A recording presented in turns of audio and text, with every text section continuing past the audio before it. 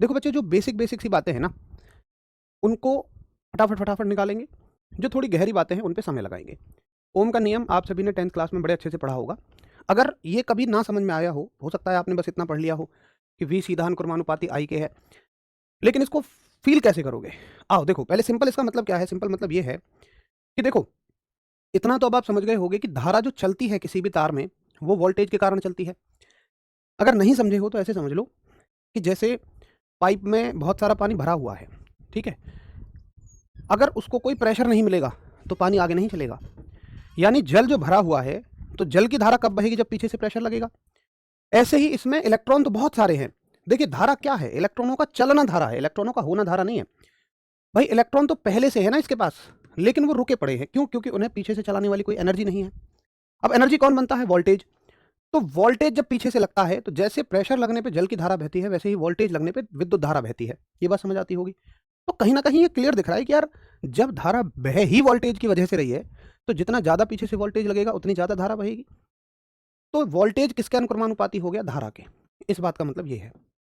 अब इसको जब हम बराबर के निशान में बदलते हैं तो एक नियतांक लेके आते हैं। तो यहां पर नियतांक आता है आर, यानी कि प्रतिरोध। ये रेजिस्टेंस है, ये सब मैंने लिख दिया है। और बेटा रेजिस्टेंस होता है कांस्टेंट, कि भाई ये नियत होता है। अब मैं आपसे एक बात पूछता हूं कि यहां से हमें ये दिखेगा आर बराबर वी बटे आई।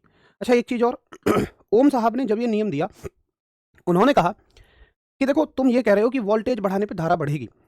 मान के चलो अभी वोल्टेज है 220 वोल्ट और किसी तार में धारा है 2 एम्पियर।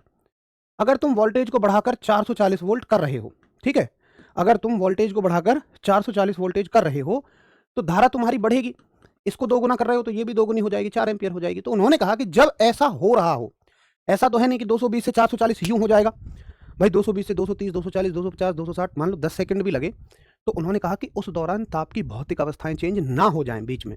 भौतिक अवस्थाएं का मतलब तार का तापमान चेंज ना हो जाए, तार का दाब चेंज ना हो जाए, है ना? तार की लंबाई को चेंज मत कर देना। बेसिकली तो तापमान और दाब है, प्रेशर और टेम्परेचर है, कि इस दौरान प्रेशर और टेम्परेचर नहीं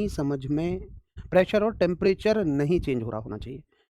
ठीक है? तो ओम का नियम कहता है कि यदि किसी तार की भौतिक अवस्थाएं जैसे कि प्रेशर, टेम्परेचर, तापमान, दाब नियत रहे, तो विभव जो है वो धारा के कैसा होता है? डायरेक्टली प्रोपोर्शनल होता है, सीधा अनुक्रमानुपाती होता है।